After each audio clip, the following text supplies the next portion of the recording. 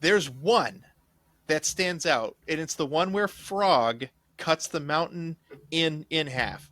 On the 16-bit version where you watch the sprites do it, like Frog says, "Hand me Masamune."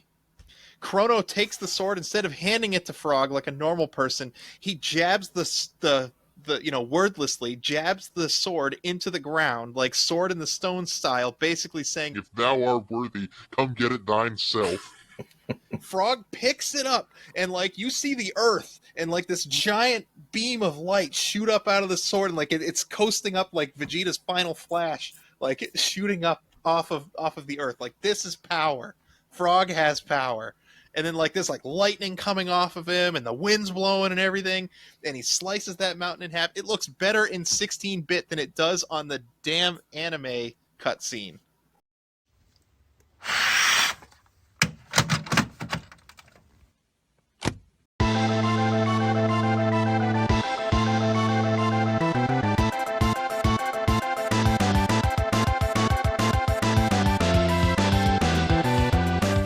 Welcome to the Cable Club.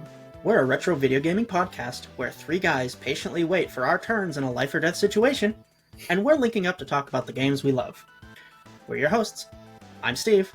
I'm Dan. And I'm Don. And this is episode number 25. This week's episode is a coliseum between two beloved JRPGs, Chrono Trigger and Final Fantasy VI. So get ready to upload data from us to you. But first, let's set the mood, boys. It's summer vacation, and it's on a Friday night. On every Friday night, your mom and your dad would bring you to the local Blockbuster. It was one of your favorite nights of the week. It was movie gallery for me. Yeah. Yep. For all of us, actually. As soon as you jump out of your car, you spring towards the door and run over to the gaming section. You were in a hurry. Because tonight, you were looking for a game that you weren't able to rent multiple weeks in a row. As you quickly scan the shelves, you see its spot. Empty. Final Fantasy III, or 6 as we now know it, was a game that you were wanting to rent and finish so badly, but someone else had got to it before you. You let out a big sigh and you look around for something else. You notice another game that was also made by the same developer, Squaresoft. This one was called Chrono Trigger. You begrudgingly pick it up and bring it back home. But after about an hour or so, you start to think about how much fun you're having. You can't put it down. In your mind, you start comparing these two amazing games, realizing that your middle school brain really can't reasonably pick a winner here. They're both amazing. It cemented a lifelong love of JRPGs. From the amazing soundtracks, to the visual storytelling, vast worlds, loads of enemies, plenty of dialogue to get lost in, you feel like you could dream forever. Epic and sprawling worlds are one of the reasons we all play video games, whether it's to escape or to explore. There's magic in these worlds, and it's not always something you can touch, but you can definitely feel it. Yeah, you can. I was the twat who deleted other people's save files. Oh, I rented a game. Animal, dude. You are the worst. That should have been on the gaming sins from last year. Yeah. Oh, that's true. Yeah, we're going to need to have another confession. Yeah. That is definitely a good one. Even though I was only going to use one file, I felt the need to clear all three of them. Get that shit out of here. John's loading it up. Dude, aren't you all thankful for memory cards? Golly. Yeah. I still maintain that is the best way video games have ever done save files. Ever. Yeah, it's up there. Like, it's, you can grab it, bring it over to your friend's house. You don't have to bring the game with you if they have the same game. You pop your memory card in, you're playing your file. Like, can you imagine? You can't, like, I don't know, maybe you can do that with, like, a PlayStation 5, but I don't know exactly how. Do you guys? I don't think so. I mean, maybe a USB stick? If you get an external hard drive, you can. Yeah, you don't go over your friend's house to play PlayStation 5 anyway, but, Oh, no, we just play it online. Yeah, or you'd have to log into your account or something. I don't know how that works. But I mean, there were games like on like Xbox 360, right, where people were still kind of couch gaming then, right? But I don't think there was a way to bring your file with you, because I don't think that game had memory cards, right? Yeah, and I don't know if cloud saving was a thing back then too. It had an onboard hard drive. I know because you Yeah. could upgrade it. So. Yeah, but you could get external hard drives for 360, I believe, and bring your save files over to your friend's house. Yeah, A lot you of rip people it just off the bring the whole top. Xbox. Yeah. and then you just ka-chunk it into your friend's 360, right? I Like pull out my chunk it. memory card. after you've torn his hard drive off and thrown it, halfway across the room. You don't have all the Soul Calibur characters unlocked. As it spins around, flies across the room. Clink. It's like putting together the old the Zords. You put the metal pieces together. It's like clunk, chink, chink, clank. Yeah. I used Dude, to those sit were there. awesome. Yeah. Never mind. We don't need to go down that road. We're not a toy podcast. Oh, we could be though. We kind of are, right? Kind of. I guess, kind In a of. way. We play with them. Definitely our playthings for sure. Announcements. So, we are coming up on our 1-year anniversary. We made it, guys. I feel really good about that. There were definitely times I didn't know that this podcast was going to last, more than a few weeks. Oh, yeah, I hear you. I mean, I was brand new to podcasts in general. I know you guys listen to them. I really don't. So, like, this was all brand new experience for me. And, I'm happy I'm, still here. Yeah, you don't want to go become a speedrunner instead? No. Hell no, dude. I don't know how those people do it. You become privately wealthy first. It's like the first thing you have to do. Yeah. And once you or get yourself a sugar mama who has like a really good job. Yeah. And you just, try to explain to her parents what it is exactly you do. But I have this show and people watch it. Yeah, kids mostly. Yeah. Instead of doing their homework. Or 30-year-olds instead of working from home.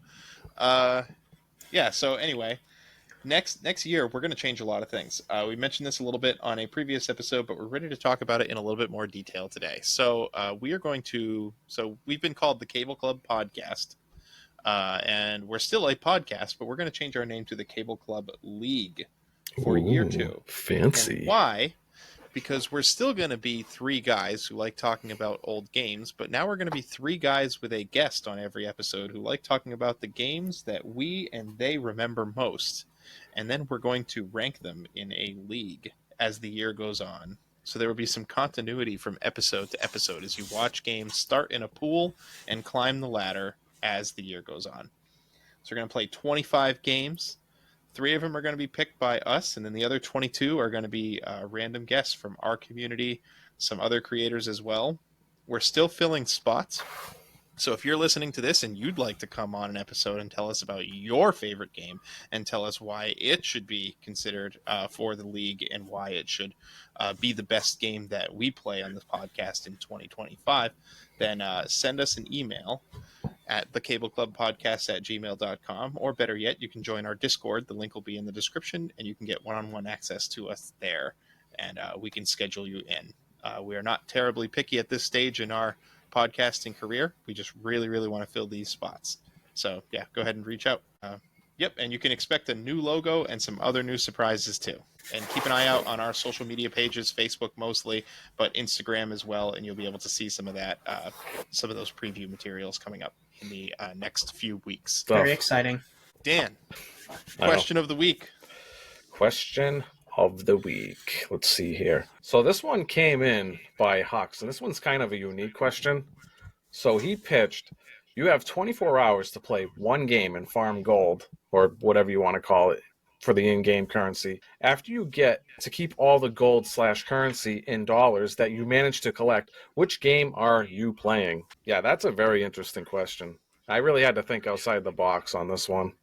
I actually picked a game that we've already played because, the way I look at it is if I only have 24 hours to play a game, I'm going to play a game I know. It's Mega Man Legends, and I'm going to forego. So basically, if we're going to play on like a fresh save, so, we're not cheating or anything, I would speed run normal, get through normal mode in under 2 hours. So we'll round it up to 2. So I get like 22 hours. Play on easy mode where the Zenny in that game is worth ×4 more. And then basically I would get like the vacuum arm fully upgraded. And then I would go to the Cardon Ruins and just farm for like 22 hours. And I think if I did the math correctly, you can get up to like in 22 hours, you can get up to like 60 million. So I mean, I'm not like breaking any records or anything, but again, like 60 million in real US dollars, I could do a lot with that. Yeah, no, it's a 60 million's a decent start, Well, respectable. don't they say like to become wealthy, like the first million is the hardest to make, and then things start getting a little bit easier? So I mean, 60 million is a pretty good head start. Yeah, I mean, I would Depends be on who your parents are, I would right? be set Like for life, for what I need, Like I don't need much. Just give me a nice house and, my games and I'm good. all of the games, all of them. Oh, I would have a sweet gaming collection. I'd probably start Yeah, if collecting money was again. no object. Yeah, definitely. So for me, I was thinking about like JRPGs and things, and I don't think that that's the best route. And then I had the idea of like Super Mario World or Super Mario. I'm trying to remember exactly the name. New Super Mario Brothers 2 or whatever it was on the 3DS. That was all about collecting coins. But then I was just thinking, no, that's not good enough either. So then I started thinking outside the box, like casino games or game show games. I was thinking like Deal or No Deal. Oh boy, yeah. They have an arcade version of that. But I think I landed on Who Wants to Be a Millionaire. I had it on the PC forever ago. It was on a CD. Hey, I wonder how fast you can speedrun those questions. Yeah, dude. You could probably, if you were using the internet, because it didn't say you couldn't use the internet in this question, if you use the internet to look up every question, you could probably do a run in like 5 to 10 minutes. Yeah. And then you'd probably get repeat questions too. So like you got that going for you too. Hux did mention that you can't start over like files, so I don't know how that game works or if that counts. You can't. You But said you can't start over. yeah, like you can't just like repeat a file and just keep doing it. So I think it's like whatever you can earn in a run. But I don't know. Maybe How does that work for what I said? Because I said I would speedrun normal and then go into easy mode. I feel like you could pick the run that you were able to accomplish that you wanted to take home, right? Yeah. Like if you did a normal run, you did an easy run, and you're like, oh, I earned way more on easy, so I think you'd just take easy. Yeah, so something I didn't know about Mega Man Legends is usually you have to beat hard mode to unlock easy mode, but if you beat normal mode in under 3 hours, you automatically get easy mode too. I didn't know that. You just jack Steve's answer to the question. You just like jumped in there, went back to your answer. I just wanted to throw that in there. So dirty. Okay, fine. If you can't redo saves, I don't remember how exactly it works, but I guess I'm going to go with Roller Coaster Tycoon. Ooh, that's a good one. Oh yeah, the SimCity. I didn't even think like the SimCity games. Like holy crap, yeah.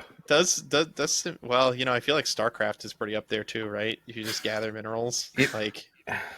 But I think there's Yeah, like a but not limit that though. many. Like does that count as currency? Like money? I mean, money, yeah, money? I think it might not. it could be, but like each map There's is only very so many minerals on a map. and I don't think it like even equates to even in the millions. To be honest with you. I don't know. Anyway. Yeah, Roller Coaster Tycoon. I guess Alrighty, you can make a ridiculous amount of money in that game in 24 hours. Oh yeah.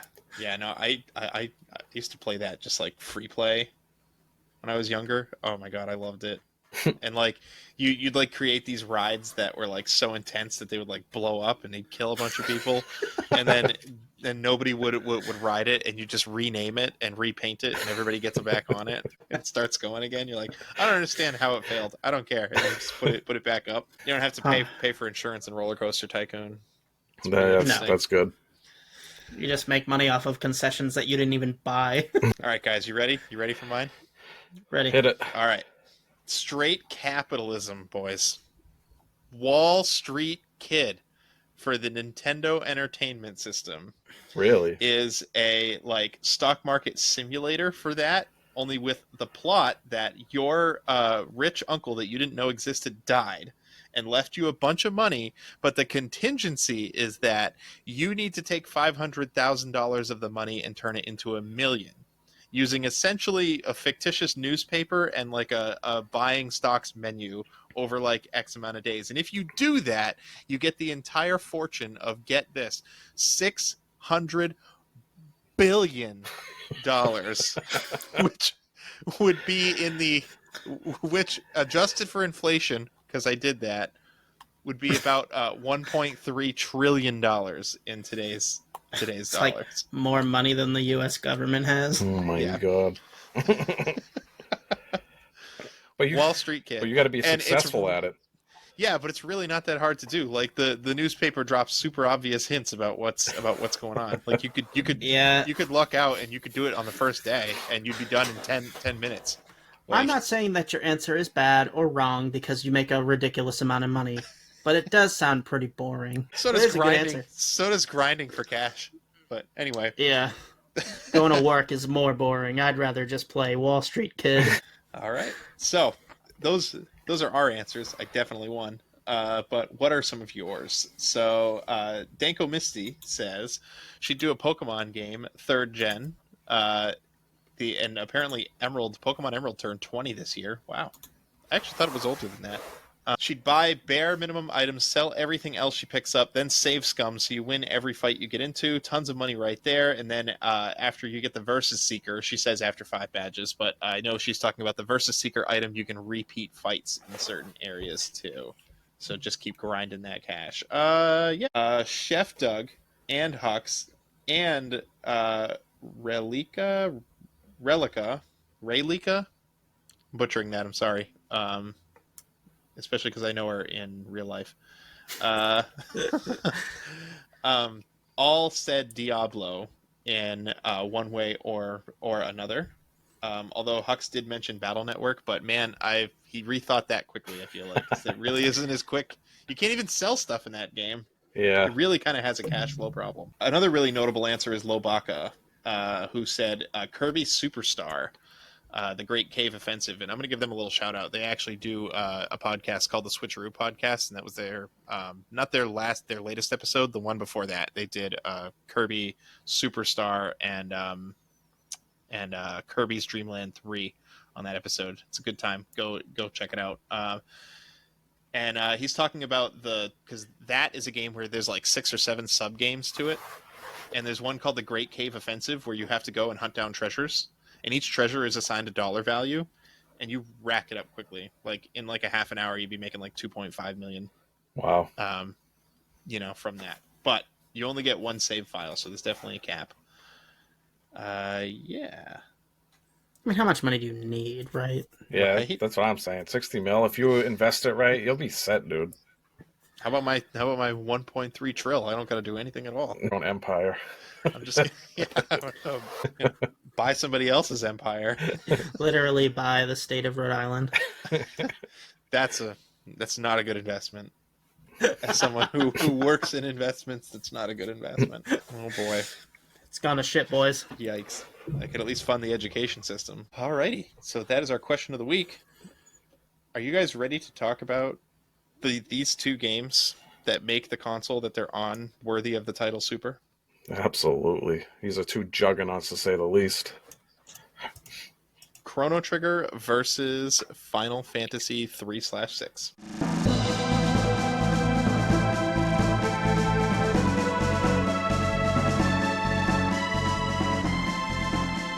I'm going to start with Final Fantasy 6 or 3 if you're from the States. It was developed by Squaresoft before, back in the day, now they're known as Square Enix, in 1994. It was a commercial success on the SNES and PlayStation titles, just selling under 3.5 million copies. I think the time frame was 1994 to 2003 that they sold that much. So that's pretty impressive. It's turn-based JRPG with expansive playable character roster of 14. That's a lot, especially back then. Yeah. I like lose count after Realm and Strago. You got like, the no-name ones too, like Umaro and Go-Go. Go-Go, yeah. Oh, dude, I completely forgot about Goku. Yeah, I think wasn't he from 5? I think I read that he was originally from 5 and he was supposed to be like a cameo. Is he I like don't remember X that. Death? Or is that the wrong game? Maybe. I haven't played 5, but I did read that on Go-Go. Every character, most of the characters have like a backstory. So every character you get, you learn a little bit about them. You got your world maps, World of Balance, World of Ruin, Chocobos, Airship. The graphics are like your old school from the Nintendo, basically. Like they have that same style. Yeah, it's like sprite based, Right. like all the Super Nintendo ones, 4, 5, and 6. They're chibi sprites. Yeah, They're like I mean that's a little good way mini good. character sprites. That's a good way to put it. I believe it was the last one right before they jumped into 3D with Final Fantasy VII. And then you got the music composed by none other than Nobu Uematsu, legend right there. Needs no introduction. Yeah, Also had a hand in composing some of the Chrono Trigger music.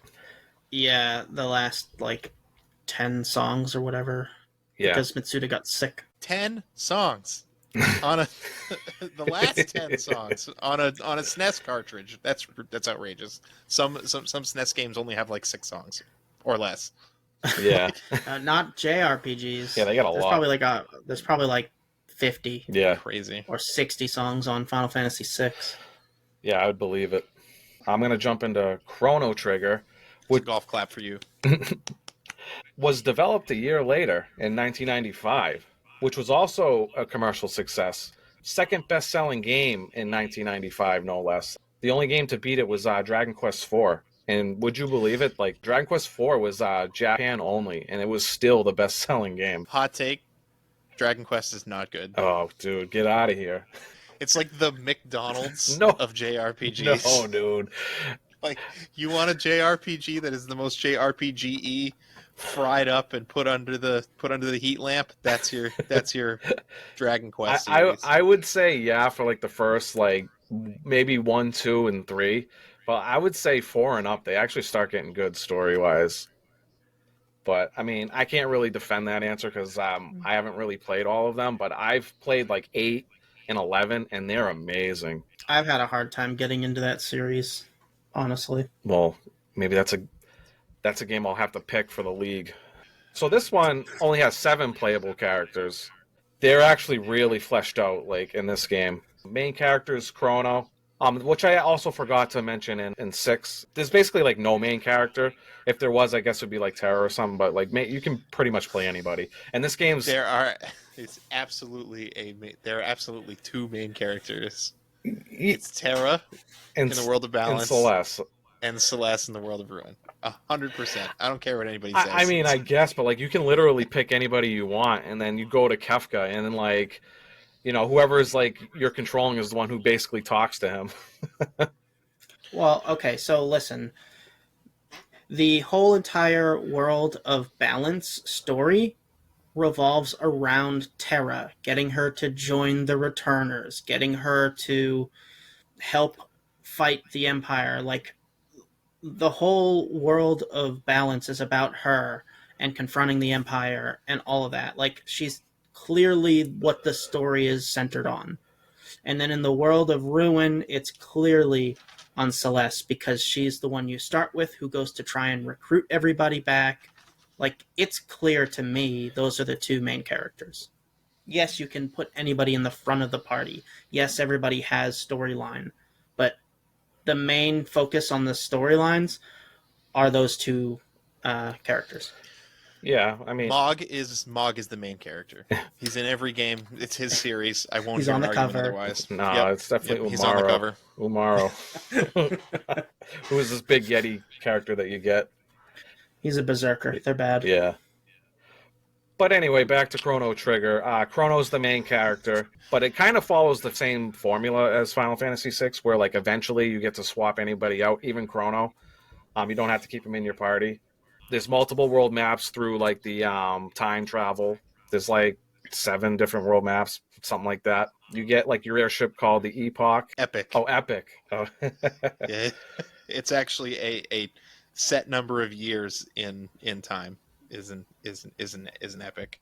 But isn't it spelled with an O? Yeah, it is. Yes. Yep, but this isn't Tupac's Epoch. This is Yo, Epoch. Epoch's not. So this game's unique too. So like, if you could do one thing in one timeline, it could possibly affect another, which is I thought that was great. Graphics are great. I would say it's definitely S tier for NES. I still think Super Metroid's a tad bit better, but they're it's right up there. Yeah, in Chrono Trigger, the whole like main idea of the game is that you are time traveling to try and stop this alien threat called Lavos, and you gain characters along the way that all have different storylines and they all interweave with the timelines. But yeah, the main goal is to stop Lavos. And in Final Fantasy VI, your initial main goal is to stop the Empire, which is like big evil, like think about like Star Wars Empire, like evil, want to control everything Very through much war. Nazi-like. Very, very heavy Nazi parallel. Yeah. Right. Like, And then in the second half of Final Fantasy VI, you're trying to stop this character named Kefka who gets a hold of the power of the gods. Very traditional JRPG standard fare. Big bad guy. He's the Joker. When the Joker gets a hold of Mr. Mixelplitnik's powers in the comic books, who's like a weird time reality pixie with insane cartoon-like superpowers. It's Kefka. Kefka is the Joker in Final Fantasy. Yeah, he was a great villain. He's like, I know he was like the first like Magic Tech Knight or something that they experimented on, and then he ended up going crazy over it.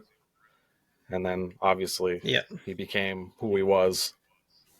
I think Gestalt gets really overshadowed, honestly, because he's not a bad villain either. He does that whole thing where he feigns making peace with your characters, and then he's pretty quick to try to throw Kefka to the wolves too, despite everything Kefka's done for him. Like, I don't know. I think the Final Fantasy VI cast of villains is pretty good. And then there's Ultros. But yeah, it's very hard to compare these games because they do have a lot of similarities. And I think, based on who you asked, either one can be considered the greatest game of all time. Yeah, it feels like it's pretty divided when you ask, like when you throw a poll out anywhere, like there's a lot that for either game. Yeah, I think our Discord tilted toward Chrono Trigger, but I pitched it to a couple of different Facebook groups, and you're absolutely right. It is, it's very divided. And we did some social media around Chrono Trigger during the beginning of this period, and we did some during Final Fantasy VI, and I think Final Fantasy VI, at least nowadays, is way more popular than Chrono Trigger, just based on that. But I have a big feeling that has to do with availability. Yeah, we could jump into that. As far as like playability goes, just my own experience this week. So I ended up emulating it, but I tried to buy the definitive version on Steam, and I did, and I'm not tech savvy enough to really kind of go over what the problem is, but when I installed it, it installed some supporting files, and I guess some of the supporting files are so dated that they don't work with certain versions of Windows or whatever the problem is. And even Square's tech support couldn't solve it. Really? But, if you go Google this stuff, there are forums of people out there with the same problem, and essentially, how the internet is. Yeah. Everybody's angry, so they blame like laziness on Square's part for not updating it or whatever. But long story short, I wasn't able to play it on my devices, so I ended up emulating it. But I also picked up a copy of it. Really? For Show DS? tell. Oh, heck yeah! Yeah, oh, wow. It's the Final Fantasy Chronicles copy on PlayStation. This is easily the most affordable way to get a retro copy of it. This thing was only about $35. Well, yeah, not only that, but it also comes with the cutscenes that drawn by none other than Akira Toriyama, and like that's a really good pickup for the price.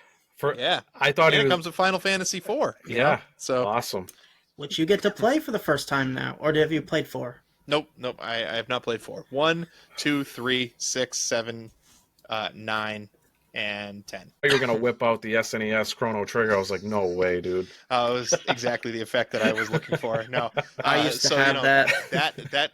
That cartridge will cost you upwards of $250 loose. Yeah. And then if you want to find a boxed one, it's really anybody's guess. It's kind of all over the place. It's from $900 to $3,000. I think there's so few of them out there, still wrapped up and sealed, that it's really whatever the seller wants to part with it for, basically.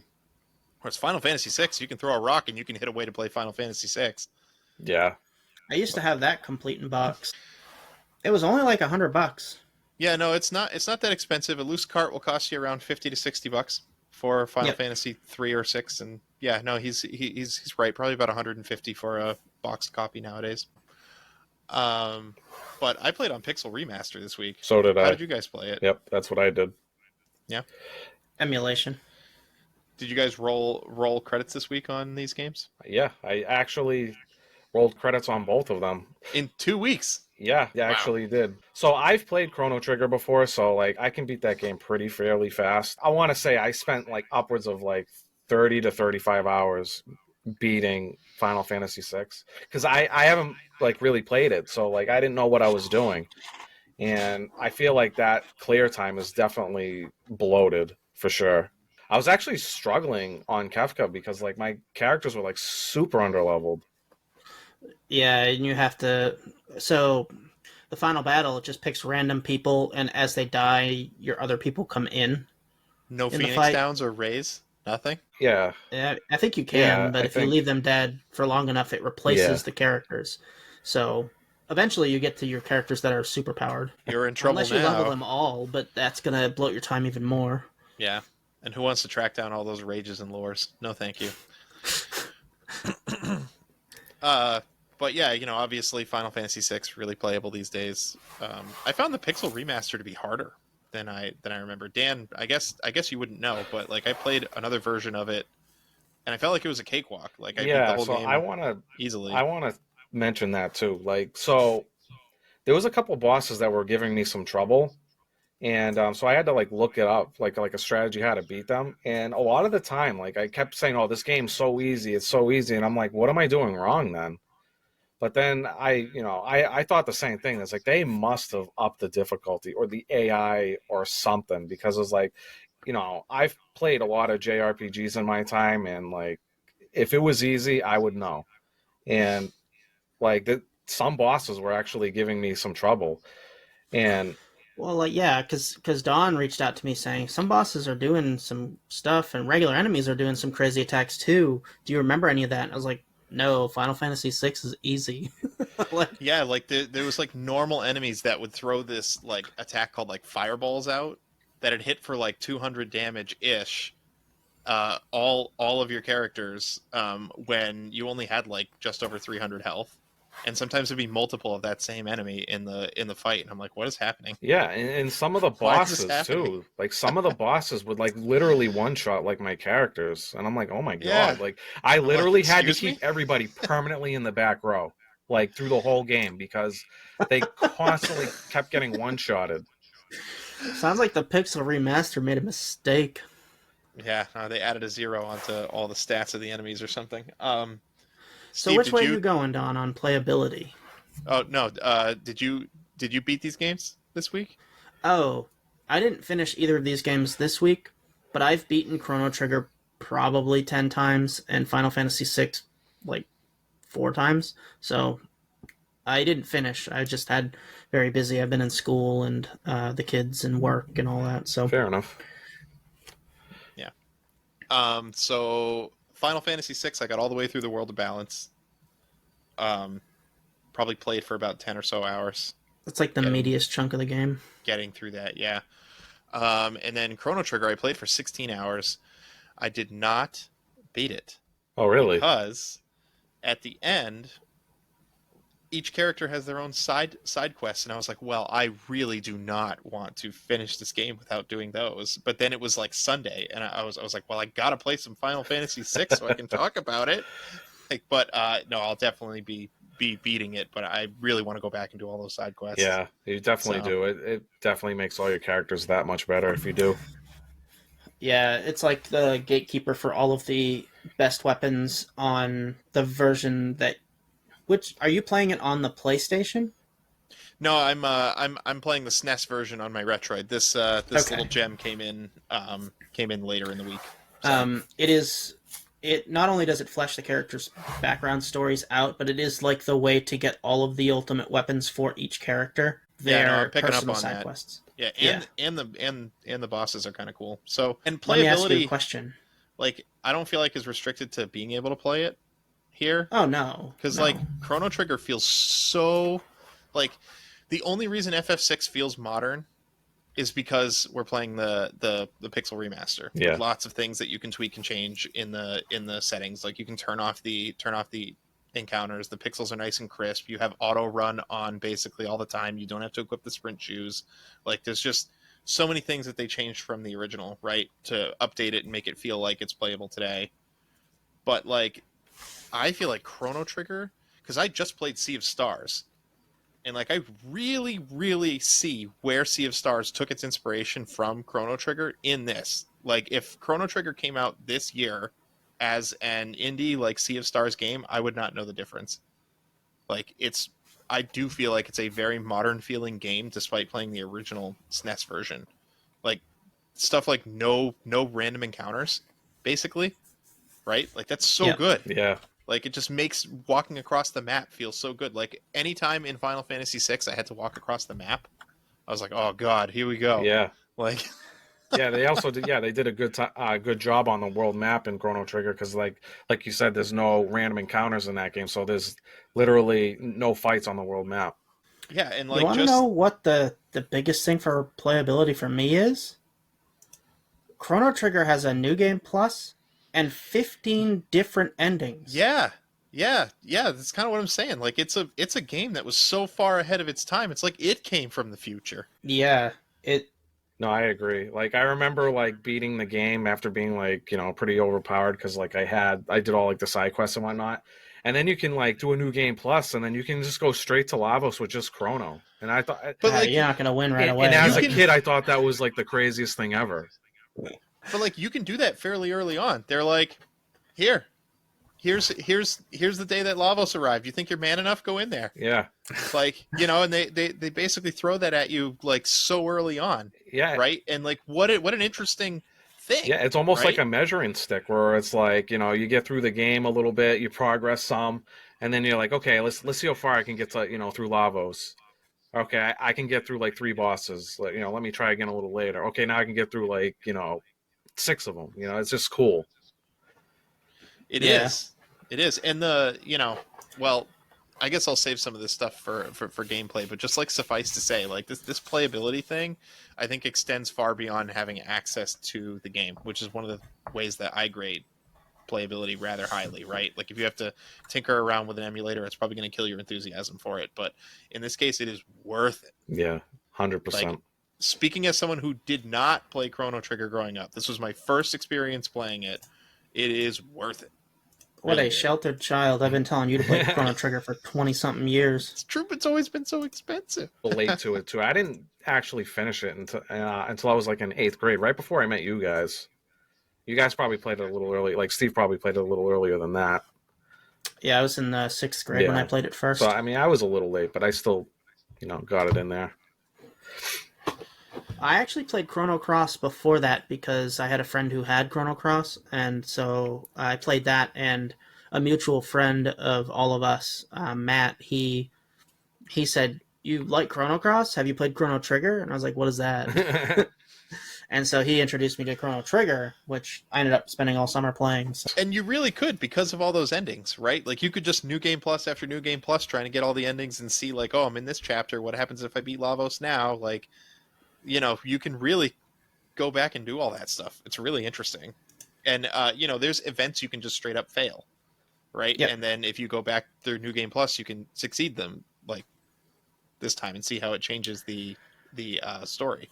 It's just great.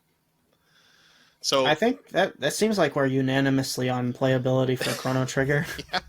yeah, like Yeah. like if you have to pick between the two and which game is more modern and which is going to feel, like an up to date experience, I really think it's Chrono Trigger still, despite the pixel remasters. So that's not to say that Final Fantasy VI isn't a good playability game. Like, for example, because there's so many characters in Final Fantasy VI that you can play it with a different main group. Like, there's a huge amount of, difference in group makeup. And then on top of that, Final Fantasy VI has more side quests and is a longer game, like, just at base value, and it doesn't have the new game plus, so it kind of falls behind on that. But if you're just looking for an old school JRPG that you can dump a bunch of time into without having to restart the storyline with a new game plus, Final Fantasy VI is an incredibly good replayability choice. Yeah. Yeah, and if we're stacking it up against other JRPGs like Breath of Fire and like Lufia 2, like smashes them. I'm sorry, but that like Final Fantasy VI really bodies titles like Yeah, those. it definitely does. So like I just recently beat Final Fantasy VI, and like there was a lot of stuff that I missed even in like the World of Balance, because even just that, to replay the game just to make to go through the stuff that you actually missed, I would actually do and probably do a different party makeup. So there's some, replayability there because like if you're like new to the game, you're definitely not going to 100% it. Oh, I actually played Gao this time. I did too. I played Gao, and I tried out other characters like Cyan, because in this version of the Pixel Remaster, they fixed him. Yeah. Where like you don't have to wait for the Bushido; it just goes off like basically like Sabin's techniques. So he was actually useful. So I would use Gao and then like berserk him with Stray Cat. So he was dealing like 1.5 times damage with the Stray Cat. And he was hitting for like and gave him the haste boots and stuff. And he was hitting for like 3,000 before the end of the world. Yeah, that's crazy. He was my healer at the end of the game with Magic Urn. Dude, Blue Mage is so cool. Who's Strago? No, Strago. Yeah, I think he's like a or Beastmaster. Gao. Well, he gets ability, don't he? Well, Strago is the Blue Mage. Yeah, well, he learns stuff from the Velt or Yeah. from enemies. So it's like enemy skill, but that's kind of like Blue Mage as well. Yeah. No, Gao is a berserker.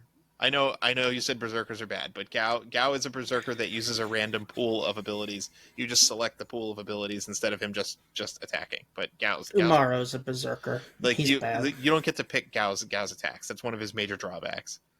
Yeah, Like, But you can if you force him to only learn certain things, right? Well, you could, you could make him a mage if he never used his rages. Like, you could make him, like... Yeah, you just teach him magic and just give, like, boost his magic, he can be a mage. Yeah. Or, so that's or like another thing. Whatever, in 6, your all right, stat growth all right. is... Are we in gameplay now? We're like officially I crossing over to think gameplay? so. All right, go ahead. Sorry, Steven, I don't want to cut you off. Oh, that's okay. So in 6, like, depending on the espers that you put on, you have different growth on your stats. So literally any character can do anything if you min-max. So, like, that was kind of going towards replayability, is that you can change the way characters play too. Yeah. But you want me to take it over with gameplay? Well, I think we're in it. But on that point, I would like wait until my characters are about to level up and look and see if the Esper they're on was giving them any stat bonuses, and if they weren't, I would switch them. Like, and like, I don't know. Like, I'm like, all right, I want more magic. That sounds so I've noticed that too, and I'm like a min maxer when it comes to that stuff. And I don't know about you guys, but like I don't like that type of stuff because it makes you have to pay attention, because it's like if you level up and then you get like no stats because you didn't change your I hate You're like knowing that I missed out on 2 magic because I didn't swap out an Esper. It happened to me like twice in a row, and I considered resetting back to the same save point. Yeah, see, I don't like that. Anyway, enough of this. It's making me feel dirty. But Chrono Trigger, the characters are not customizable, and that's one of the things that people criticize it for. But listen, okay, in Final Fantasy VI, you can pick a party of 4, you can beef them up, and that is your party, right, for most of the game. There are points of the game that force you to use other characters. It has like its ensemble type of story events that make you split the characters up, or split them up for you.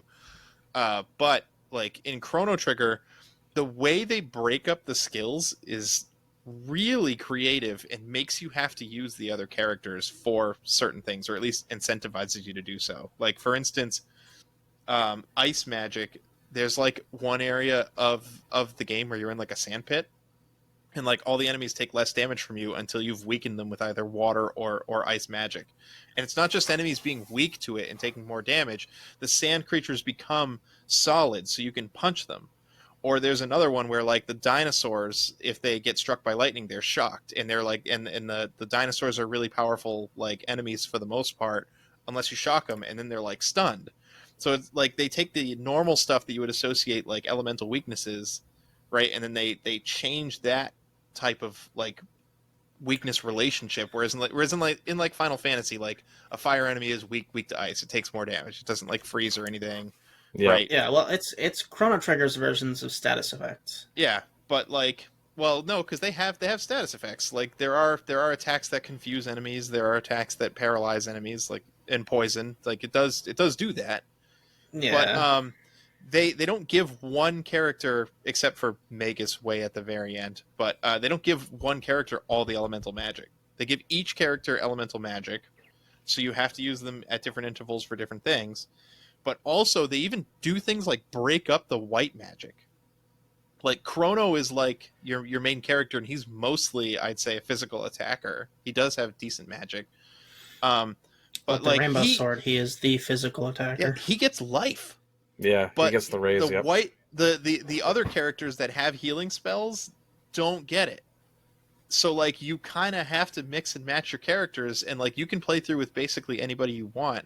And because every character kind of has some level of healing or something like that, like you can kind of get the job done with any mix of anybody. Yeah, Right. and that's the beauty part too, because it's like, take Robo for example. He's got like the AOE heal, and but like say you like really like Marley, or Marl, sorry, and she's a healer in herself, but she doesn't have AOE magic or healing magic. But the way you can get around that is if you do like the combos, the character combos. Her, Dual text. yeah, the dual text, the Chrono and Marl can actually do an AOE heal. So like you can get away with not having like Robo as like an AOE healer. And I just like stuff like that's like pretty awesome. Especially like Yeah. for 1995. This game has a really interesting resource management system. So like the battles are on ATB bars, which I just want to say ATB bar is far superior to any other turn-based RPG type of game. I don't know how you guys feel about it. But I love the ATB bar. I'm on ATB train. But I also really like Final Fantasy X's strategic version of the turns. Yeah, that's also pretty good. But if I had to pick between the two, I'd pick ATB bar a little bit. So I guess you really like my quip at the beginning of the show, where three guys wait patiently for their turn in a life or death situation. Come on, ATB bar, come on. But Haste. Yeah, haste. But the characters like have these dual texts that Steve and Dan were talking about, and they have spells, and spells cost mana, right? But like you would assume, so the dual texts take up two characters' turns. So you have to fill one character's ATB bar, you have to wait for the other one to fill up, and then your combo menu will open, basically. And you can use two characters to conduct one super move. And you'd think the super move is always stronger than the solo moves, but like later on it's not true. Like Chrono gets abilities like Luminaire that are super powerful, but cost so much mana you can't use them all that much, right? Whereas like a dual tech might do as much damage as Luminaire, but you have to take two characters' turns for it. I don't know what I'm trying to say here, but No, you hit it, the nail on the head. And also like it's more than just managing mana, right? Yeah, and it also has its advantages because there's like some enemies and bosses where like it'll counterattack every time that you like swing. So just having two characters like focus, with a dual tech, that counterattack is only going to hit one character instead of both. So like you can also like play around with that. Yeah.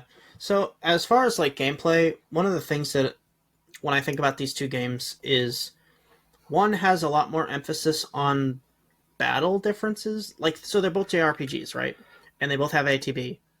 But the main difference on like gameplay is that Final Fantasy almost always has been a preparing game. You prepare your characters for the game. 100%. In Chrono Trigger, it's a lot more about on the fly in the battle. Like you do your battle decisions in the battle. So like the main gameplay differences between the two are those. Final Fantasy VI is outside of the battle gameplay, whereas Chrono Trigger is inside of the battle gameplay.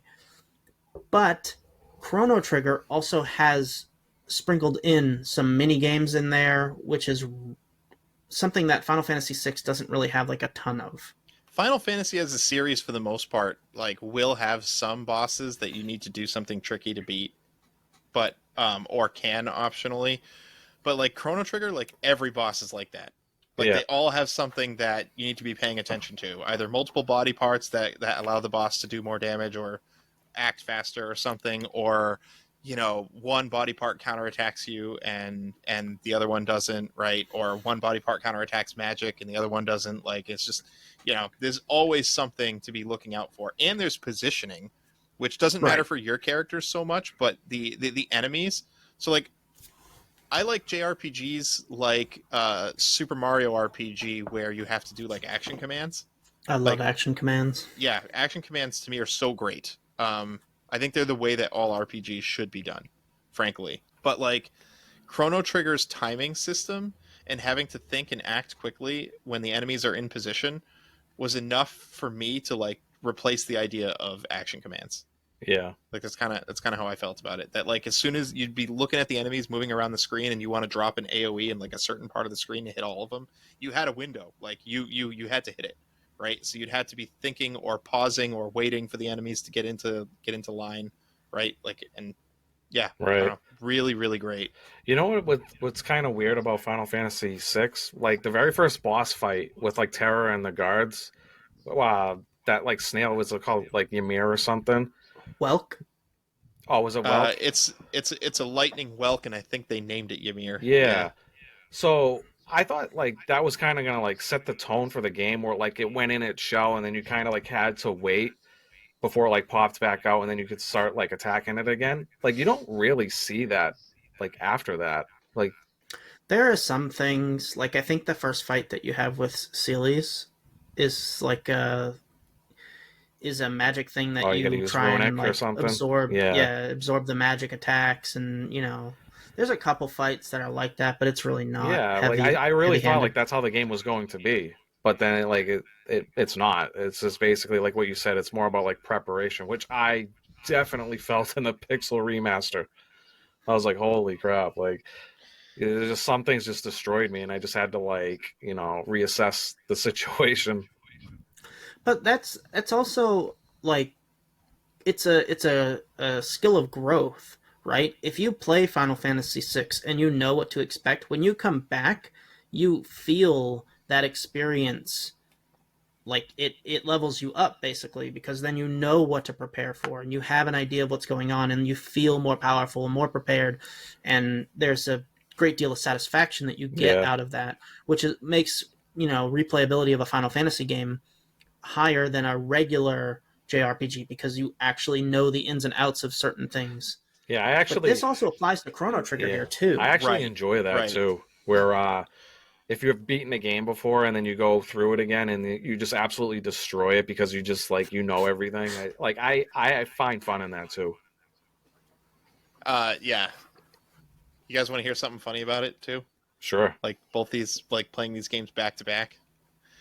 I think this is a Cable Club only experience, but like I played through Chrono Trigger mostly, and then had to switch over to Final Fantasy VI.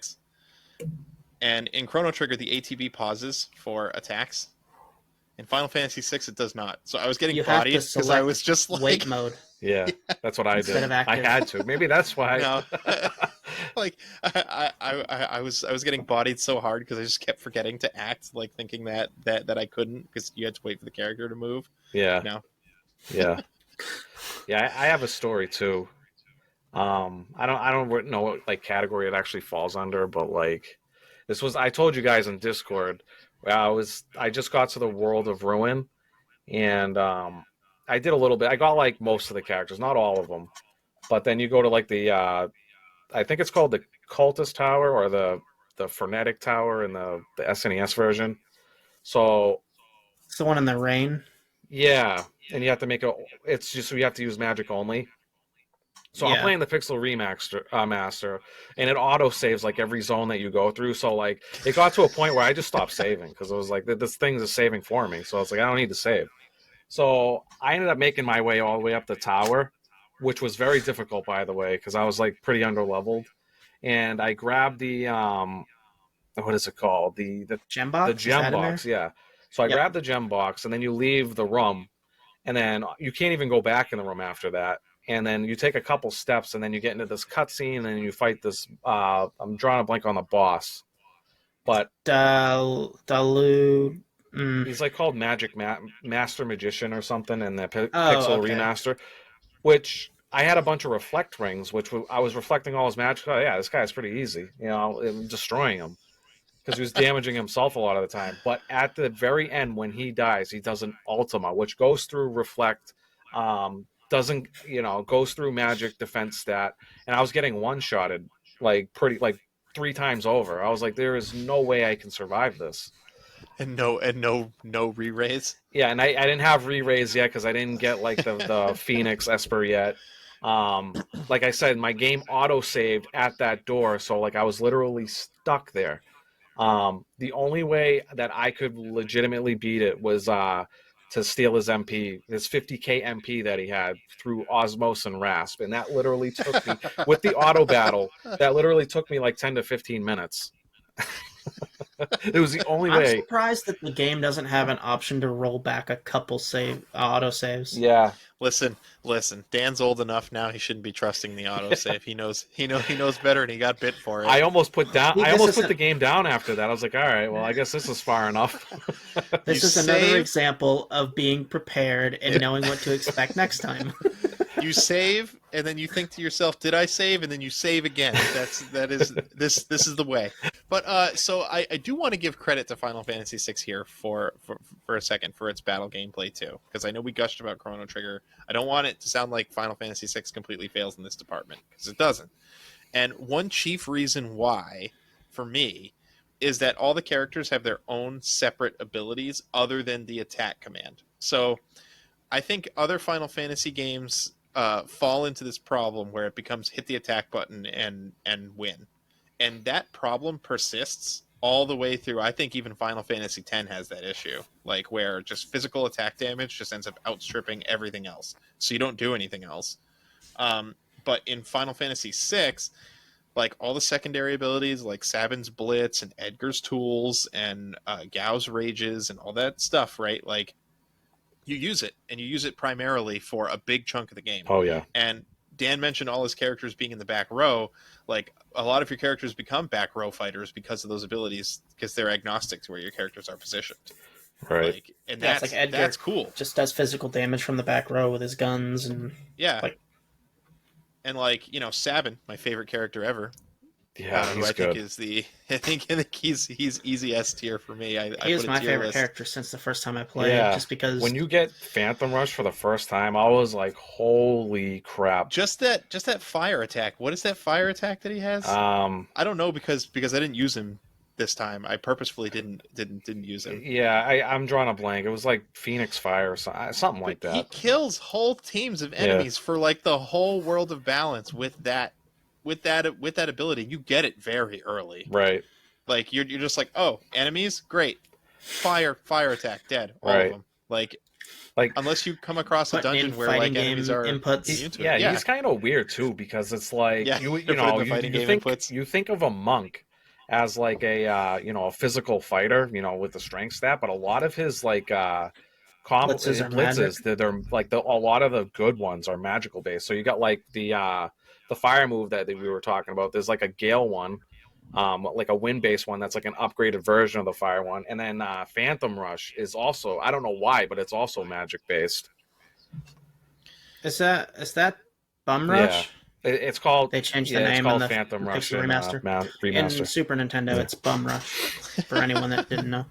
I like when he suplexes the train. Oh That's yeah, my favorite yeah. animation. Have in to the whole mention game. that. Yeah, no, the Phantom train, you fight it, you're like, your guys are running on the tracks, they're doing their little chibi running animation, the train's chasing them. But and you can't suplex every character in the game. Like No. like he has like a jumping suplex, and if bosses are too big, you can't suplex them. But for some reason, he can pick up the whole train and just suplex the thing. It's so ridiculous. And it's like the best move that you have at the time.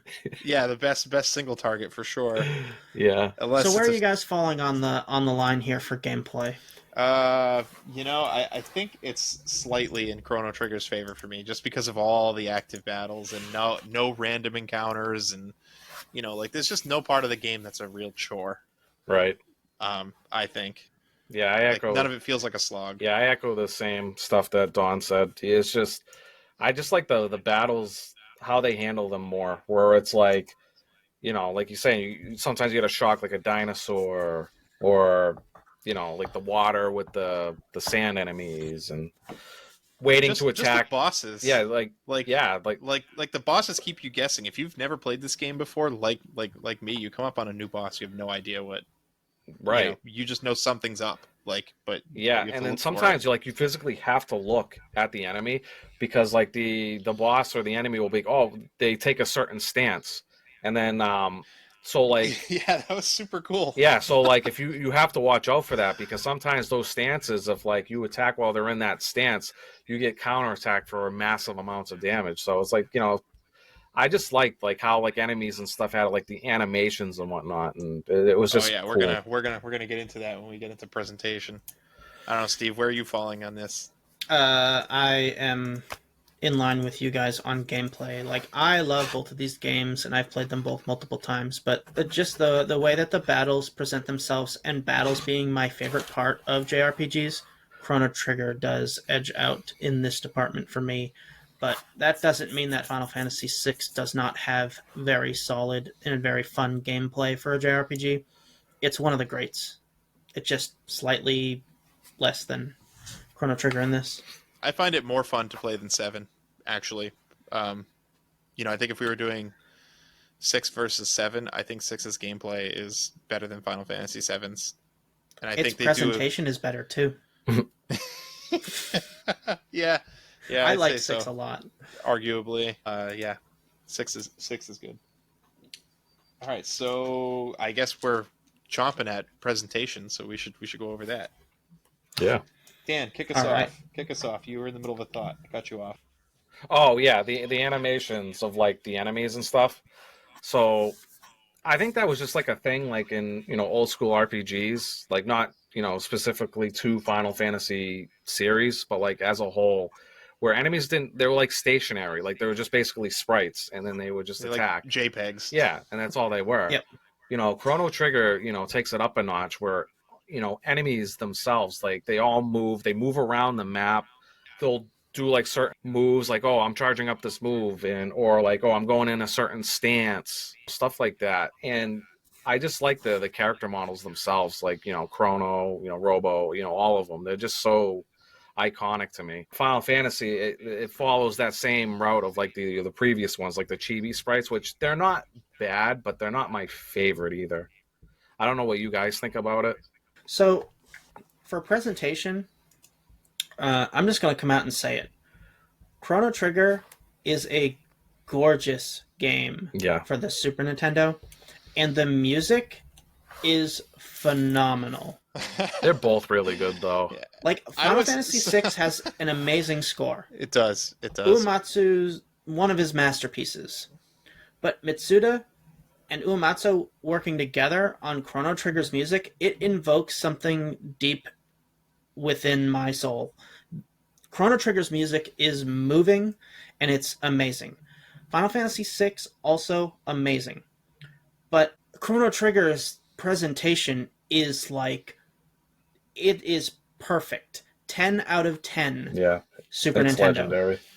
Yeah, It is so good. It looks better than games that came after it on systems after. Like they really captured Akira Toriyama's style. Like in those sprites, in those pixelated sprites, you could tell.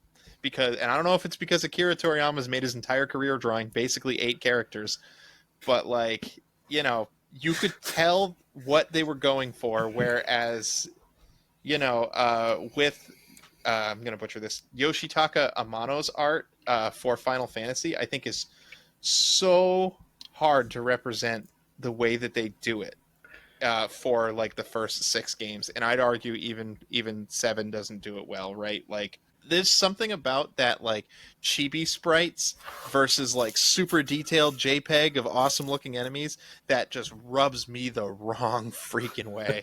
I hate that. I've always hated it. I don't like it on like whatever game it's on. I really have to use my imagination to imagine these characters fighting this boss and looking cool while doing it, because they just don't. Yeah. But like Well, the Chrono so- characters all look cohesive.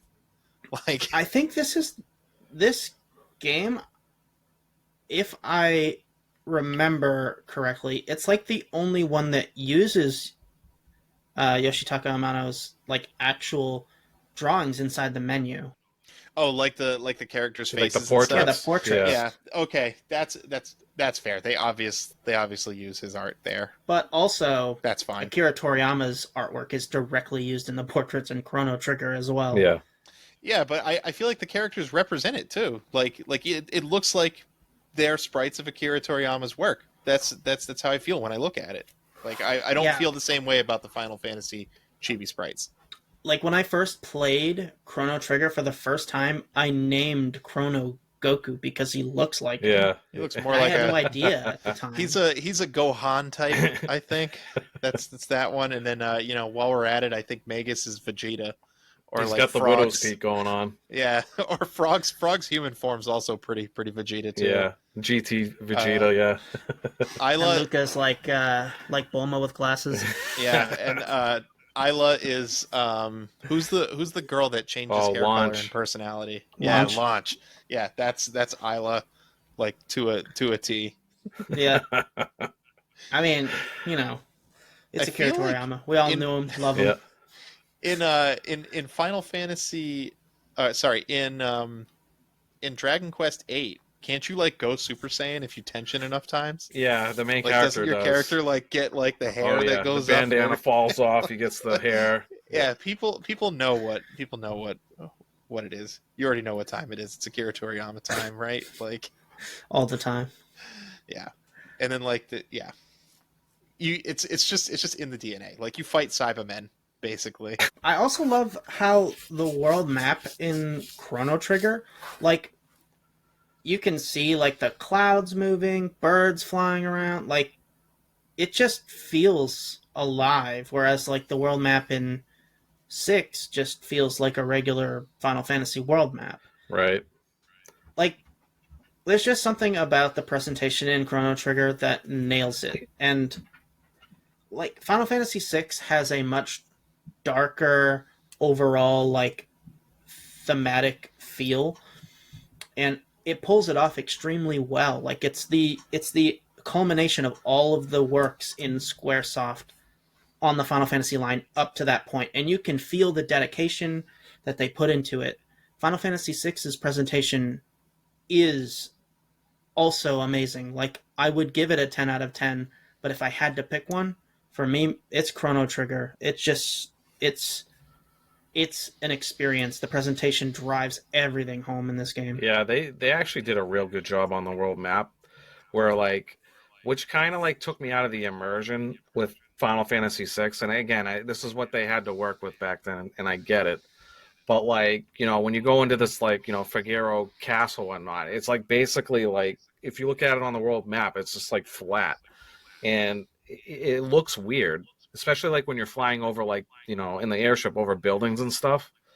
I don't know. I don't know how they were able to make it look a lot better in Chrono Trigger, because I don't get that feeling at all when I'm on the world map. Because it's an isometric view. Yeah. Well, they did. So one difference in Final Fantasy VI's world map from previous installments is it had, even on the SNES, a little bit of like a 3D tilt to it. That like if you were soaring across in the airship, you'd kind of see like the like Earth kind of like cresting, almost like it was round, basically. Yep. And the airship isn't from top down; it's from like behind the airship. So I don't think it used the Super FX chip or anything like that, but I think it like they did something to kind of get that like. I think similar effects would be like in Super Castlevania 4, like when you're in the room that's all like turning around and stuff, and the background's kind of like 3D, or like Mega Man X2 when you fight like the wireframe Sigma. Yeah. Like there were like some 3D things that happened in the 16-bit era, and that's kind of what they were doing with Final Fantasy VI, and they didn't do that with previous installments. So for the time, it was a little bit more immersive, I'd say. Yeah. But yeah, I will say though, like going from World of Balance to the World of Ruin was pretty freaking cool.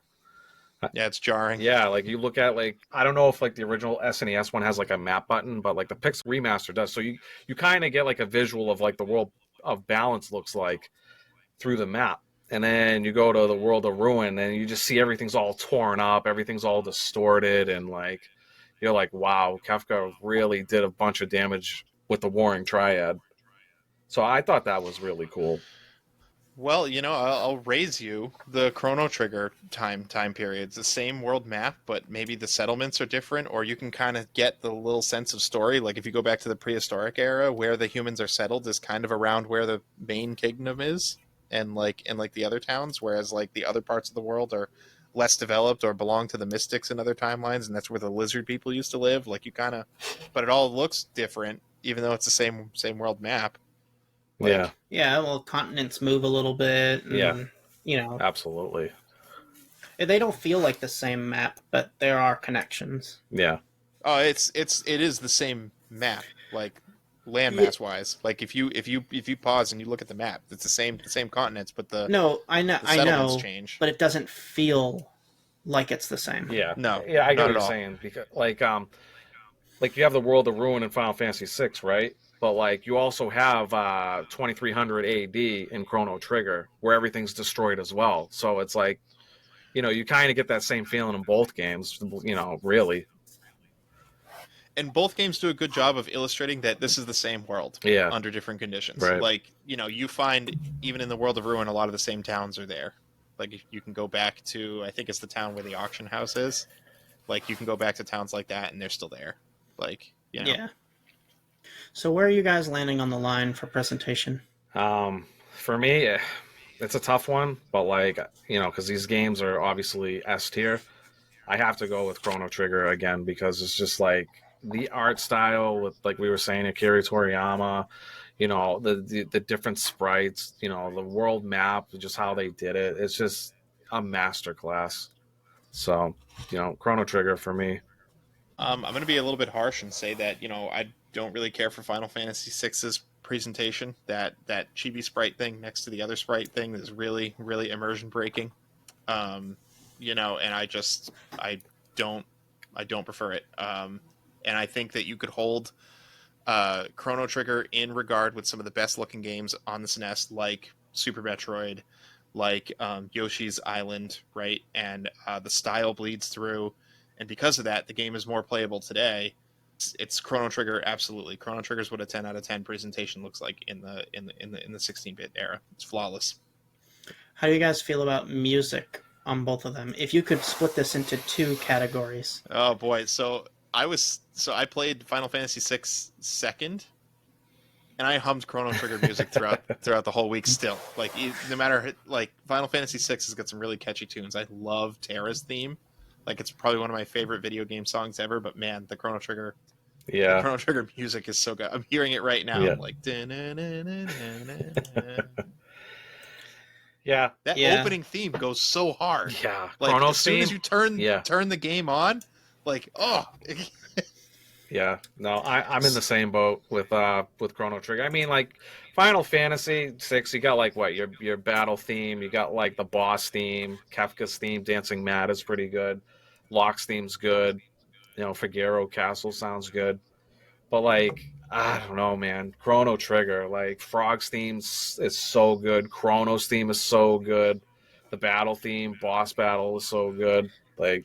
Mind you, I played the pixel remaster of FF6, which has all the like orchestrated arrangement versions of the song, and I'm still humming the SNES the SNES chip sounds from the emulated Chrono Trigger. So the one saving thing on Final Fantasy VI is that Dancing Mad is probably in the top 10 best video game tracks of all time. Really? It is an amazing, like, 14-minute song.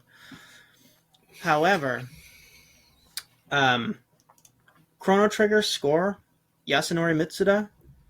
So, like, he had been begging Square and begging Square and begging Square. He was like a sound effects guy. But he wanted to compose for a game. And they said, okay, well, here's your shot. We're doing Chrono Trigger. He was demanding a pay raise for it, too. And they said, if it does well, we'll give you your pay raise, and you'll be able to compose on more games. He spent, I think it was like 6 months composing this, and many, many nights he would sleep in his office. He wouldn't even go home. And he ended up developing stomach ulcers and had to be taken off the project for a little while. And that's when Nobuo Uematsu came in and helped finish and round out the tracks and the score for the game totally.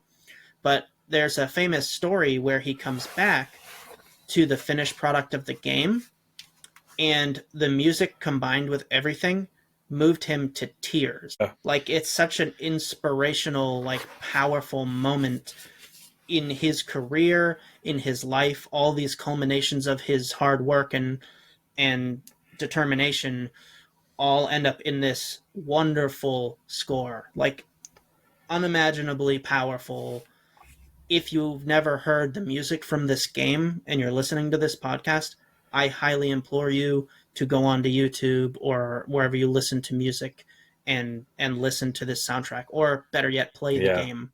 Yeah, it's amazing. Chrono Trigger's theme, like in the beginning of the game, like what Dawn was saying, it goes so hard with like the just like when it's shown in the demo of the game, or like it's just like how the game works. Like for some reason, that theme like fits so perfectly with like them doing like dual techs and like fighting random bosses, and I don't know, it's just great. It starts with like that tick tock, Yeah. with like the clock moving. And then, oh man, and then you're just blown away. I'm playing this on like a 4-inch screen here, like this tiny little thing, and I'm like, he's getting blown away. He's like completely blown away on my little 4-inch Retroid screen in bed next to my sleeping wife. She's actually head bopping in her sleep. I had the most wild dream. So we're all landing on Chrono Trigger for presentation. Yeah, I mean, about the music, I just know that if I went to sleep playing Chrono Trigger hearing the music, I woke up aroused. All right.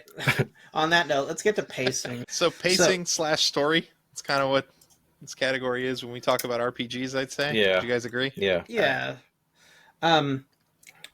So for pacing, both games do a good job in pacing. Final Fantasy VI has a lot of splitting paths and different location types because the game's so long, and they don't reuse a whole bunch of like areas in it.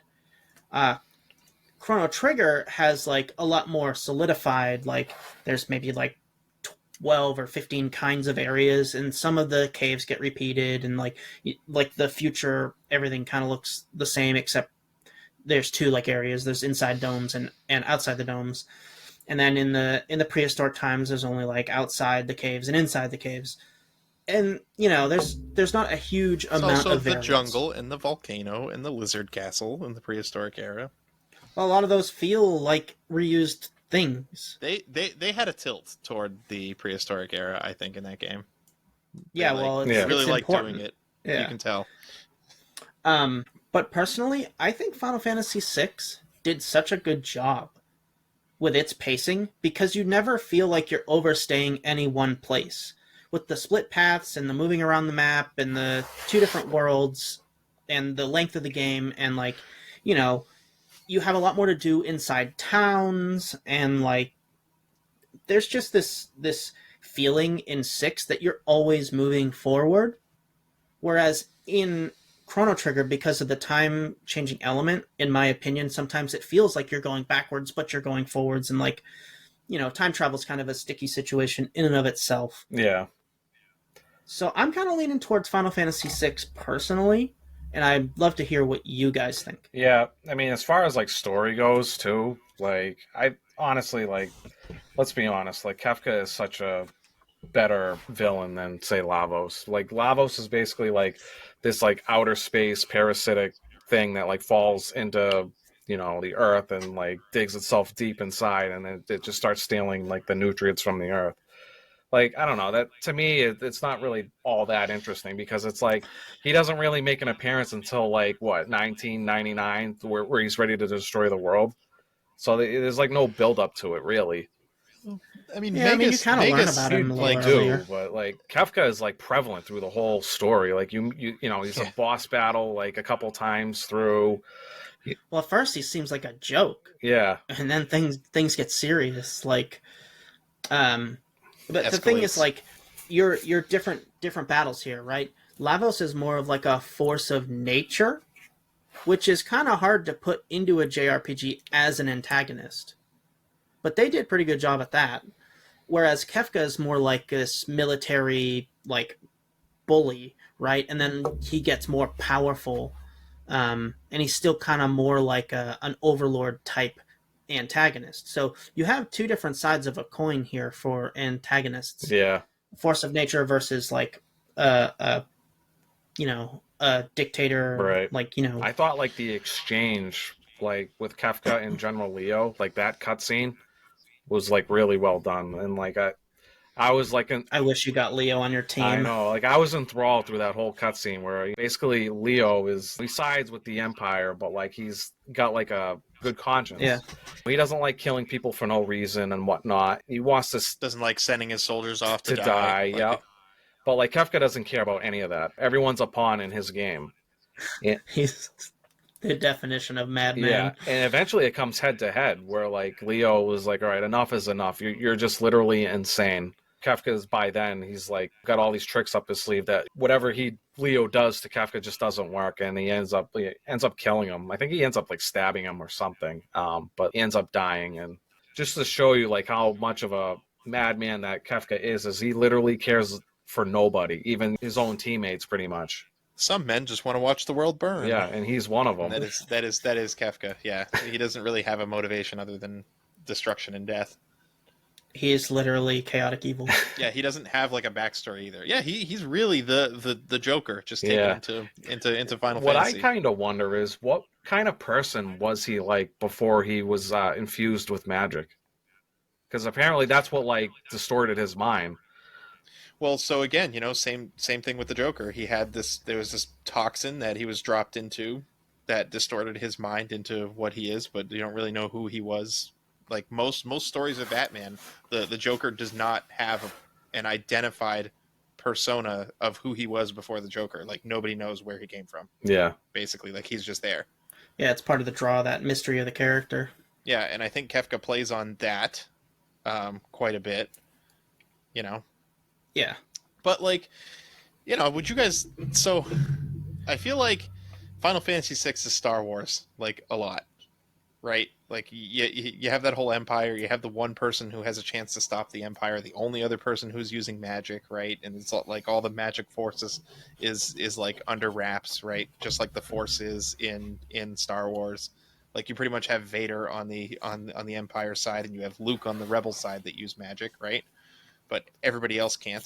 And then I think Chrono Trigger is like, you guys ever watch that show Heroes? Remember back in the day? Yeah. Yeah, Chrono Trigger is Heroes Season 1, like written in 1994, where they all see the end of the world because one character can time travel, and the entire plot line is trying to prevent the end of the world. Basically, It just feels like a bunch of teenagers like trying to unmask a villain in Scooby-Doo, But like you have Magus, who you guys didn't really mention, but like he's an antagonist for most of the game, and he's believed to be the person that summons Lavos, and it's this whole like self-fulfilling prophecy thing where like, oh, Lavos is coming, we can't beat Lavos, so let's go kill the guy that summoned him. Turns out you kill him in the middle of a ritual where he was going to kill Lavos, and that was the only reason that Lavos got out, basically. So you inadvertently end up causing the apocalypse. So I'm a huge sci-fi nerd, so I don't like it when time travel is screwed up or just like used as a simple plot device. This game does such a great job of centering the entire plot around time travel, like from the big details of being like, oh, you can't stop the end of the world because it turns out you are the end of the world, to the small details of like, oh, if you fix something in the past, then the future is different. Right, like if you hop between worlds as you do side quests, it changes what the maps and stuff look like, right? So like, that's a really cool pacing thing. But where I am gonna knock it is that as a game, I got stuck in Chrono Trigger like a lot more often. I had to use a guide like 5 times to get past where I was. Whereas Final Fantasy VI, I think it has some aging problems where like if you shut the game off, there's no innate way to remember what it was you were doing. Like if you don't touch it for a couple days, but I think that's, the game does a good job at telling you where to go. Whereas sometimes Chrono Trigger just leaves you like high and dry, and it happens early, like the fair, in the very beginning of the game. Like you just have to putz around the fair for a certain amount of time, Yep. in order for the next thing to happen. But like it's so long. Like I was running around the fair for like a half an hour, and I'm like, okay, what am I supposed to do here? And like I would leave the fair and I would go back in and I would go like to different areas, and I'm like, what? So I think you can fast track the fair by checking for the attraction, and then which is Luca's attraction, and then I think you can fast track it in a way, but I don't remember how. But you don't have to like sit at the fair for a ridiculous amount of time. I think you just like check back sooner, and they'll say, okay, you can come in. Yeah, I think so Oh. too. Yeah. Yeah, But they don't tell I you kept, that. Yeah, no. So I'm sitting there like running around talking to every character 5, 6 times. Like, what am I missing? A good way to find out is if you watch the speed run, and I didn't, but it'll probably tell you the fastest way to get to the past or the future, I guess you should say. But then there was the moment where they bring you to the end of time and they open up Lavos, and then they're not really clear on where you're supposed to go next, but you have access to going to other time periods. So you kind of warp around a little bit, and then you're like, oh, do I go to this thing? And then you go and Yeah, there is some guesswork because they want you to play detective, where they don't really do that too much in 6. They go, we need to go here because you're a group, Well, and they know what they need to do. Kinda like World of Ruin. It was kind of like, once you get the airship, but like I didn't know where to go. I was just going anywhere if I could. I think in World of Ruin, as soon as you get the airship, you can go straight to Kefka, can't you? Yeah, no, you can go fight Kefka. Could. Yeah. But like maybe this is just like a pixel remaster thing. I'm not really sure. A thing I have an issue is with the pacing is I almost like soft locked my whole save because of like I went to the cultist tower way too earlier than I should have. There's just like some issues, like some bosses end up like wrecking you and stuff like that. Like there was a lot of times I felt like I was under leveled because bosses were literally destroying me. Like sometimes it's like these bosses get like 2 to 3 turns and like wipe out my whole group, and I'm like, geez, like.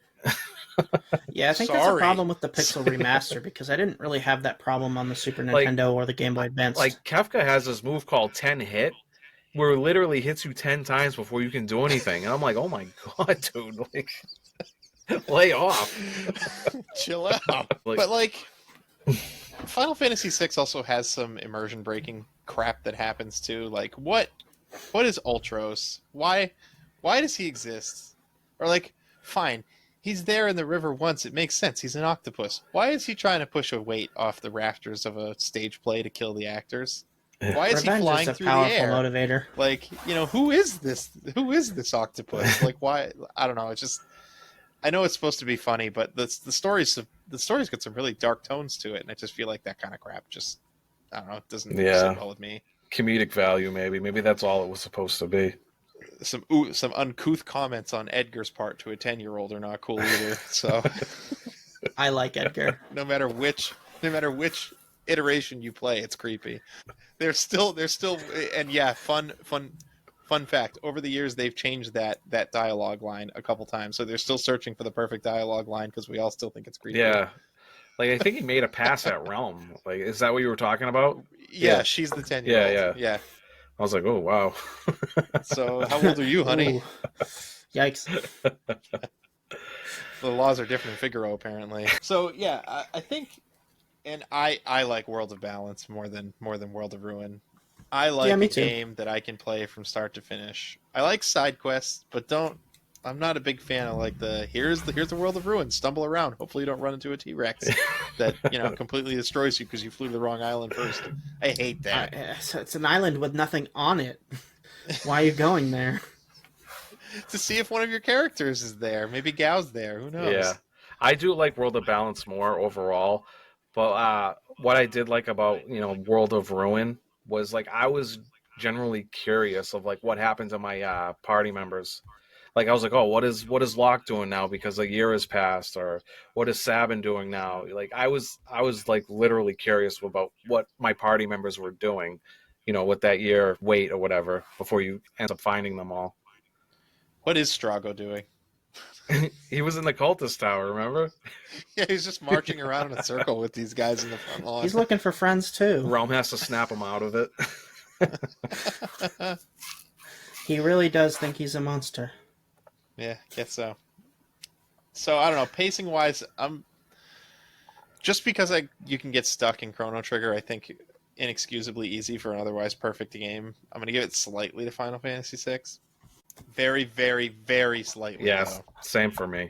Final Fantasy VI, but like again, I love Kefka as a villain. Like he alone is just like, that's a masterpiece of villain. I just like the whole his backstory of like being the first magic tech knight or whatever, and then his mind gets corrupted, and you guys said in the beginning, he's portrayed as like a clown, like almost like a joke, and then like slowly but surely he like devises his plans, and he gets like so strong or whatever that like even the Espers can't even do anything to him, and then that's just how he like ends up taking over the world pretty much. Yeah, I like Hefka as a villain too. He's very successful, and he plays at a lot of tropes very well. And I think they wrote him really well. And to that point, like Chrono Trigger also has some pretty good villains, like the Dinosaur Queen, and Magus is like a villain for a while, and they have Shala and the Queen in the Mystic Age or whatever, and they do a good job writing villains too. Dalton, not a great villain. Yeah, he's a joke Steals the character ship. pretty much. Yeah. I beat his golem the first time. I know you can lose, but I bodied that golem. Yeah, like, yeah. really I think it's badly. like you beat it, and then he's like, "Oh, get trapped anyways." Yeah, and then he did the twin golems thing, and I bodied them too. And apparently, people struggle with that fight. But yeah, no, crushed it. But overall, like pacing wise, I like how Final Fantasy VI splits everything up, especially in the first parts of the game with the different groups, and they kind of follow that a little bit too. There's some of that split up stuff in Kafka's Tower too. That was hard. Like if your characters aren't if you don't leveled, have people leveled, oh my god, was it difficult? There was times where like I had to like pull out of the tower to get my main group to where like the group that was struggling on that path. I was like, all right, we're gonna pull out. I'm gonna take this path. You get out of here. What you're supposed to do is stick one of your strong out of 4 characters in each group. I don't tell you that. Like I didn't. No, that's just how I do it. But that comes back to the whole like once you experience a Final Fantasy game, you just know a little bit more. Yeah, like that boss was a Ketu, like Ketu. Yeah, I could not beat him with my third group. I had to back out. I was like, I'm literally like first turn like demolished me. Like there's nothing I could do. But I'm going with Final Fantasy VI. I'll say the really cool big reveal in Chrono Trigger that you find out that Janus is Magus, I thought was pretty awesome. Yeah, where like it sends those sages. Oh, actually, it's like a huge reveal where it sends like I forget what they're called. I think they're called the 3 sages, right? Of like that cloud kingdom. Balthazar and Melchior. That was actually one of my favorite parts of the game, if I'm being honest. Where like you go to that ice age, and then the people are in the sky, like the magic people. Yeah.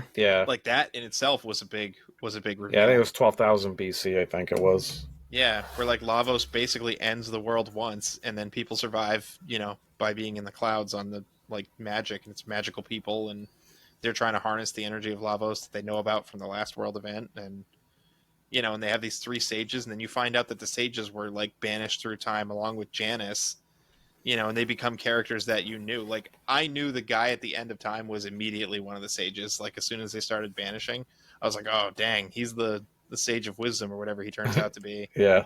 I wonder what there is to eat there. Specchio. All right, Specchio, you'll have to poop candy Remember, into I'm this the bucket master for me of to eat. war. They didn't really explain Specchio. He's something. It's just a tool in the game, not really a... Run around in a circle 3 character. times to get magic. Dude, he does body you though if you try and fight him at like certain parts of the game. You're like, holy crap, did he level up?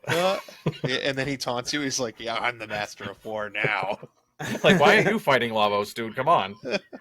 But yeah, no, like that part of the game was so awesome. After going through everything else you had been through and everything you learned, like I don't know, it's great. Yeah. Good stuff. All right, you guys ready to move on to choice specs? Choice specs. If you're just tuning in for the first time for a Coliseum, I just want to mention our other categories. I'd say are pretty straightforward, but choice specs is the one where we get to throw our biases aside as much as possible, get on our stumps and basically pick what we want. We try to pick things that are unique to the game that make it stand out against others. But basically, it's our category, and we get to decide which game we like the most off whatever criteria we decide. Yeah, for me, I think I'm going with Chrono Trigger because game's a masterclass, obviously. I just like everything that it does. It's basically a 10 out of 10, Super Nintendo game. I just like everything from, the battles, not having random encounters. That's a huge plus. I like the whole time traveling thing where, like, you do something in one timeline that potentially affects another. I like that stuff. Nothing to knock about, like, Final Fantasy VI. Like, that's just a great game, too. But, Chrono Trigger was definitely, and to this day, it's probably, like, still, like, ahead of its time. It's so good. They did such a good job at that game. I'm telling you, go play Sea of Stars, which released last year. I have play to. that. And it's awesome. You will love it, and then you will understand why Chrono Trigger is still a masterpiece by today's standards. Absolutely. Yep, Chrono Trigger. Go ahead, Steve. Okay. So I'm just going to gush just a little bit. For me, Final Fantasy VI is a cornerstone of likely my favorite video game franchise. It has everything that you could have wanted in a Final Fantasy game up to that point. It'll always go down as one of the greatest JRPGs of all time. I'm going to give it my vote on choice specs because of how much, for the time, how much content, character development, side quests, locations, collectibles. It has so much going for it. And I know that it feels like we picked Chrono Trigger on a lot of these things on specific points because Chrono Trigger is something that is an incredible achievement even for today's standards. It holds up extremely well. There is just something special to me about Final Fantasy VI that I can't easily put into words, but it is really important to my development as a gamer in the time in which I played it.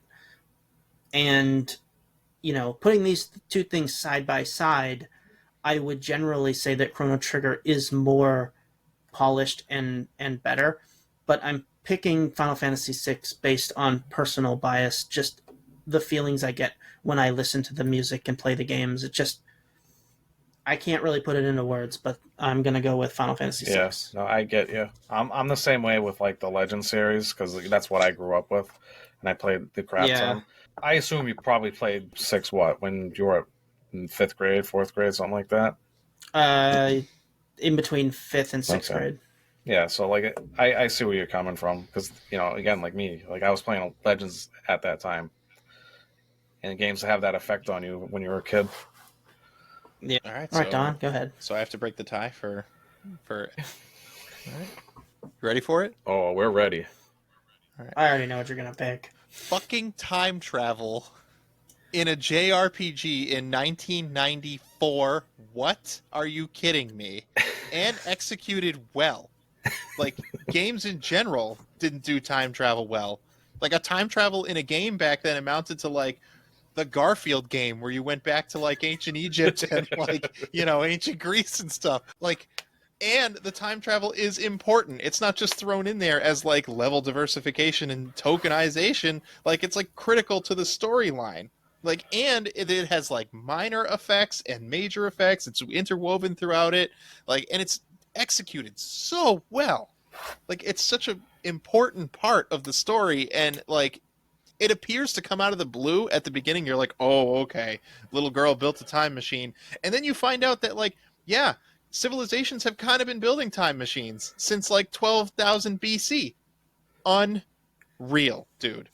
The character animations just happening throughout the game, just natively, not just in the battle, because the enemies do stuff in battle, but just, like, on the world map, you'll see a couple of Cybermen kicking a Dragon Quest slime back and forth, just like playing a game, and you ambush them and slit their little throats.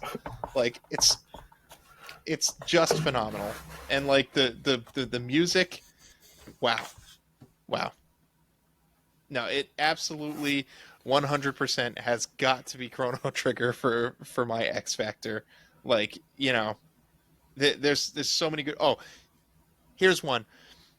On the in like the anime cutscenes, they chose key moments to animate in like Akira Toriyama's full like anime cutscenes. There's one that stands out, and it's the one where Frog cuts the mountain in half. On the 16-bit version where you watch the sprites do it, like Frog says, "Hand me Masamune." Chrono takes the sword, instead of handing it to Frog like a normal person, he jabs the wordlessly jabs the sword into the ground, like Sword in the Stone style, basically saying, "If thou art worthy, come get it thine self." Frog picks it up, and like you see the earth and like this giant beam of light shoot up out of the sword, and like it's coasting up like Vegeta's final flash, like it's shooting up off of the earth. Like, this is power. Frog has power. And then like this like lightning coming off of him, and the wind's blowing and everything, and he slices that mountain in half. It looks better in 16-bit than it does on the damn anime cutscene. Like, so incredible for the time. I got like goosebumps during that scene. And it's a frog. He's an anthropomorphized frog. Like, did you have that on your bingo card today? Like, so You know what his real name is, so right? good. Oh, maybe you find out in his side quest. I'll leave it for you to find. Oh no, you find out. He's the I don't remember his name, but he's the like squire to that knight Cyrus. Yeah, his name is Glenn. Yeah. Like, I always name him Glenn when I play. I thought he was Cyrus for a while, and I think that's done on purpose to deceive you. But again, like, look at all this stuff, like all these pivotal moments, right? Like, Frog could have been the main character. He really could have. Like, Yeah. He kind of is the main character in what, 600 AD or 1000 AD, whichever one it was. Yeah, he just has such a compelling story. Like, I don't know, God, it's so good. Like, there's not a single character that I don't like of all those 7. It's fantastic. X Factor, Chrono Trigger for me. I love Chrono Trigger too. All right, well, are we ready to get on to the final score for everybody? Cue up some of that awesome music.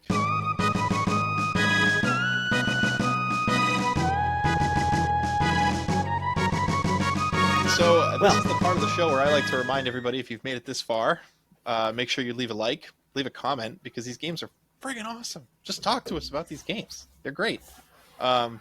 You could, if you're listening to us on one of the podcast platforms, leave us a kind rating or review, or one that, critiques us fairly at the very least. No matter how many stars you give it, it really helps the show. Come join us in Discord. Come hang out in our Discord. Come talk to us. We play a new game every 2 weeks. We talk about it. We talk about the past games. We have some rooms for some games we've played in the past. We like to play Melee. We like to play Slay the Spire, Magic the Gathering. Come and hang out. It'll be a good time. The link for all that is below in the description. And at the very least that you could do, just hit the like button. It helps a lot. It really does. A lot of people don't hit the like button when they view, and if you've made it this far, at least if you've enjoyed it, please hit the like button. We're still trying to get more viewers to kind of crest over that 100 subscriber, and the more exposure we get, the better, and likes help. All right, Steve, you ready with that final tally? Yep, drum roll. Dan. So, unsurprisingly, if you have listened to the whole episode, Chrono Trigger wins out in 4 categories to FF6's 1 category. Chrono Trigger wins out on gameplay, presentation, playability, and in the choice specs category, and Final Fantasy VI won out on pacing. So, we were unanimous on a lot of those categories. Yeah, we were. Too. Yeah, on gameplay, presentation, pacing, and playability, we were unanimous on. The only one that was contested was choice specs. And again, Final Fantasy VI is not a bad game. Absolutely not. Oh, no, not at all. Great game. Yeah, this Coliseum was meant to pit. Our Coliseum format is meant to pit 2 masterpieces against each other, really. But I didn't expect it to be this easily Chrono Trigger. Yeah. I had a feeling. I had a feeling it was gonna win, but again, you can't go wrong playing either game or both. It's true. If you have an itch for a JRPG, either of these will do just fine. And now is the time of the show where we would pick another game going forward. However, our next episode is going to be a little look back in time on our year. and it's actually our anniversary episode. So if you've been with us since day one, look up. It's been a year. It's fantastic. So it'll be our last episode as the Cable Club before we officially. The last episode as the Cable Club podcast before we officially transition over to the Cable Club League. So come in 2 weeks and join us for that. And I don't know. Do you guys have anything else? Chrono Trigger 6. I like Megas. You mean Vegeta? What? 9,000? The frog throws the final flash. So Yeah. game over, fellas. Game over. Game over.